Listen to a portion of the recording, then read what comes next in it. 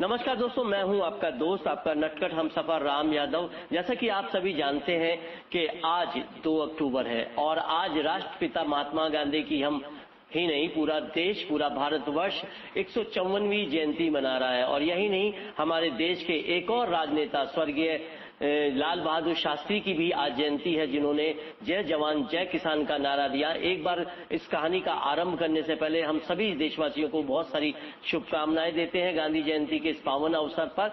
और दोस्तों, जैसा कि जानते हैं कि आज हमारे इस बेहद खास एपिसोड में हमारी कहानी का शीर्षक है दया का फल। काशी में एक राजा हुआ करता था जिसका नाम था बादशाह सुबुक्तगीन। पहले सुबुक्तगीन बहुत गरीब राजा था। वह एक साधारण सैनिक था।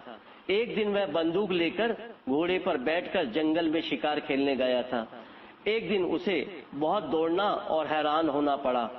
बहुत दूर जाने पर उसे एक हिरनी अपने छोटे बच्चे के साथ दिखाई पड़ी।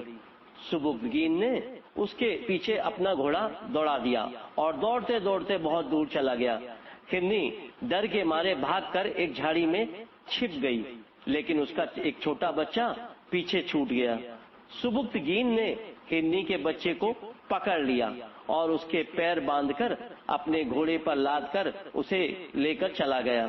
बहुत दूर ढूंढने पर भी उसे हिरनी कहीं नहीं मिली, तो उसने उस बच्चे को लेकर ही वह अपने घोड़े पर लादकर लौट पड़ा। हिरनी ने देखा कि उसके बच्चे को शिकारी बांधकर लिए जा रहा है। वह अपने बच्चे के मुंह से झाड़ी से निकल आई और सुबुक्तगीन के घोड़े के पीछे पीछे दौड़ने लगी। दूर जाकर सुबुक्तगीन ने पीछे मुड़कर देखा। अपने पीछे हिरनी को दौड़ते हुए आता हुआ देखकर उसे आश्चर्य हुआ और उसे उस पर दया आ गई। उसने उसके बच्चे के पैर खोलकर घोड़े से उतार दिया। हिरनी प्रसन्न होकर अपने बच्चे को लेकर पीछे जंगलों में भाग गई।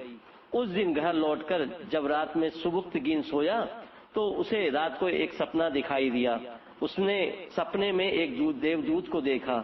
उससे कोई देवदूत कह रहा था, सुबुक्तगीन, तूने आज एक गरीब हिरनी पर जो दया की है, उसमें प्रसन्न होकर परमात्मा ने तेरा नाम बादशाहों की सूची में सबसे ऊपर लिख दिया है। तू एक दिन जरूर बहुत बड़ा बादशाह बनेगा और देश का नाम रोशन करेगा। सुबुक्तगीन का यह सपना सच्चा हो गया।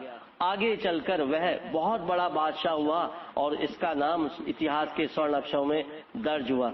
वह एक हिरनी पर दया करने का उसे यह फल मिला, जो जीवों पर दया करता है उस पर भगवान अवश्य प्रसन्न होते हैं। तो दोस्तों, इस कहानी से हमें यह शिक्षा मिलती है कि हमारे मन में दया का भाव कभी भी समाप्त नहीं होना चाहिए। हमें सदैव दया करते रहने चाहिए और इस दया करते करते एक न एक दिन ईश्वर हम पर जरूर मेहरबान होगा। तो ये थी हमारी कहानी आज की, दया का फल। अगले एपिसोड में हम फिर से हाजिर होंगे एक और कहानी लेकर। तब तक के लिए नमस्कार, शुभ रात्रि, धन्यवाद।